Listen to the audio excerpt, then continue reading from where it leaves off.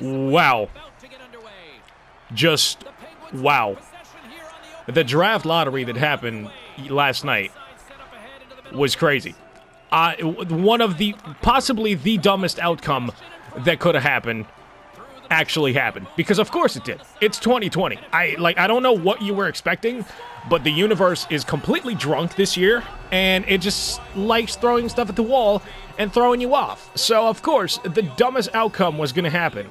And I'm pissed. Honestly, I am fuming at what happened last night and what is continuing to happen today, and you're going to find out what I mean the further and further we get along with this video. So, and first off, I would like to press F in the chat for the Buffalo Sabres, who of course lost the draft lottery and finished last, because that is just what the Buffalo Sabres do.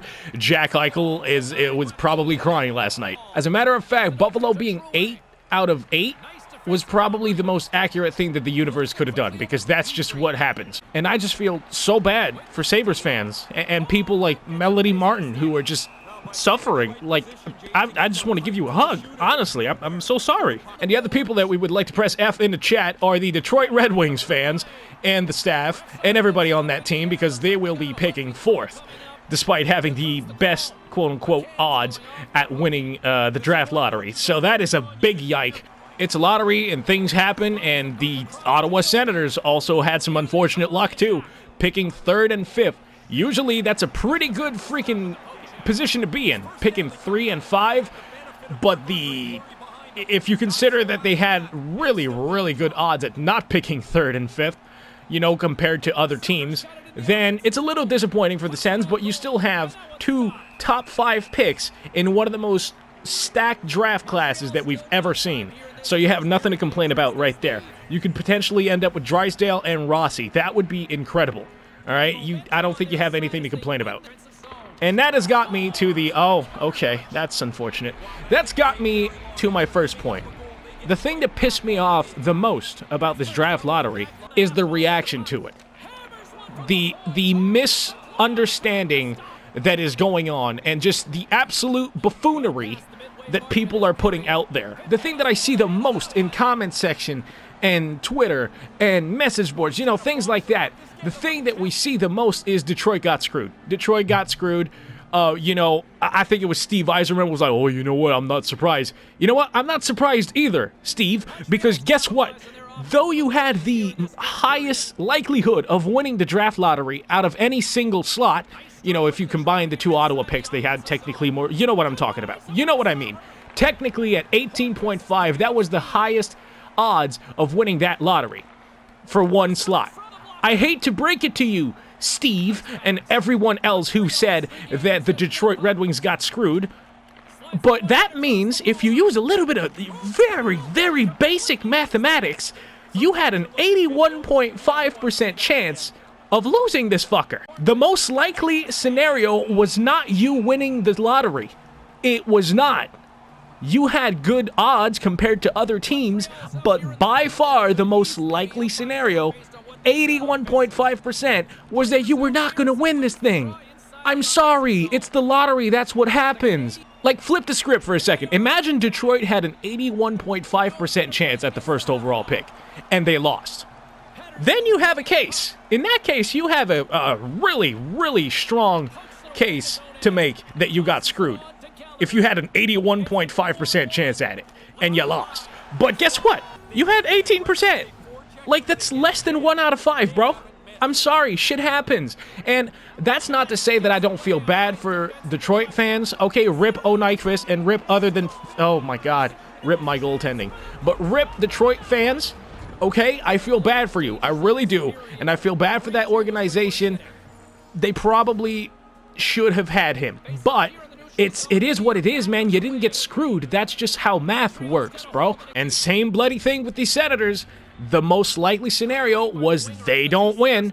I'm sorry, and even if you put the Sens and the freaking Red Wings together, the most likely scenario was still somebody other than those 2 teams would win.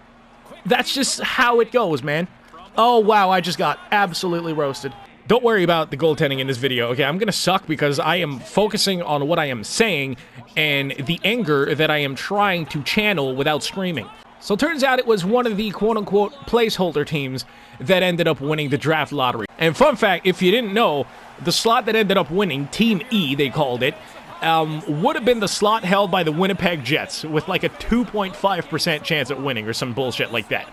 So that is really, if anybody got screwed, it's the Winnipeg Jets. They get a chance at the Stanley Cup to compensate for it. So there you go. Shut the fuck up. But speaking of having a chance at the Stanley Cup, we know for a fact that a team that is going to be competing for the Stanley Cup in the near future is going to end up getting the first overall pick. That's a little weird. I'm not going to lie. That's pretty weird, man. But it is what it is. If you get bounced out of the play-in round, that you didn't technically make the playoffs. So it is what it is. But this brings me to my next point that is really, and I mean really, getting on my nerves about this whole draft lottery thing, is people, fans of actually competitive hockey teams, actively hoping that their team loses so that they get a 5% or 6% chance at drafting Alexis Lafrenière. Are you fucking nuts? You are hoping to waste an opportunity at a Stanley Cup so you can have a 5% chance at Lafrenière. And this would be a little bit different if we knew for a fact that a certain team would get Alexis Lafrenière if they ended up losing in the play-in round. If we had that information, I wouldn't be mad at the fan base for going like, you know what? Wouldn't be such a bad thing to lose. But the fact that people are actively hoping their team loses for a 5 to 6% chance at it is fucking embarrassing. Really. Like, that is such a beta-ass loser's attitude to have. Really. And I'm not talking about teams that legitimately had a case that, you know, they weren't going to make the playoffs most likely and they could really use Lafrenière. Teams like Minnesota, okay, that team fucking sucks. Okay, that team is an abortion on ice. It is just really dreadful. They are slow. Okay, there's like 2 guys that can skate on that team. It's quite frankly sad. Okay, the Hawks are just a bad team. They have a few star players, sure, but they are a bad team. The Montreal Canadiens, the team I'm playing on right now in the video, they really could use a superstar. Even though they're somewhat competitive, they're only competitive really whenever Carey Price is playing well. Like, if he's playing average, that team doesn't have a shot. So having Alexis Lafrenière, especially considering he's from Quebec, like, that would make a lot of sense. I'm not mad at those people. Who I'm annoyed with are fans of legitimately competitive teams. You know, teams like the Pittsburgh Penguins, teams like the Toronto Maple Leafs, the Calgary Flames, the Oilers. Get the fuck out of here. You have no business getting Alexis Lafrenière, and you especially have no business wishing for a loss for a 5% chance at him. Like, that's the type of shit that makes me angry, man. Like, how much of a beta are you to hope for a loss? Okay, some of those teams, okay, let's pick on the Oilers. The Oilers are my favorite team. And I've made the joke, like, LOL, on the 5-year anniversary of the Oilers drafting McDavid, that they just got a chance, a slight chance, at winning Alexis Lafrenière. That's a joke. But it would be fucking embarrassing if the Oilers got the first pick. Like, come on. First of all, there's a story with that, okay? Everybody knows the situation with the Edmonton Oilers. But I'm just saying, are you really, if you're an Oilers fan, okay, you get maybe 13 years out of a superstar, man. That's if he sticks around, by the way. But you get maybe 13 years of your superstar at their prime. You know, obviously he can play a lot longer than that, but at their prime, you get about 13 years of a really top-end talent. Are you really hoping to throw one of those 13 years away for a 6% chance at winning Lafrenière?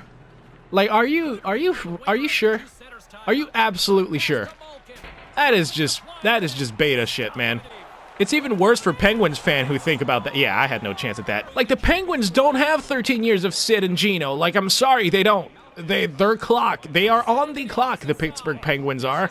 Are you really going to throw one of those years away for a 5 or 6% chance at Lafrenière? Like, I'm sorry, but if that's what you're hoping for, I don't think sports are for you, man. I just don't think it is.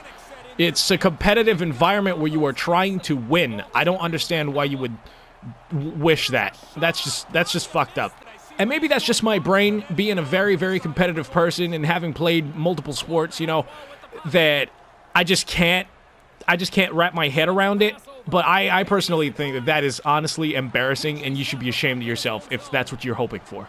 But it is what it is, man. There are always going to be people that are going to, you know, have that kind of attitude towards life, and there's really nothing you can do. It's not in their nature to be competitive, and that's fine.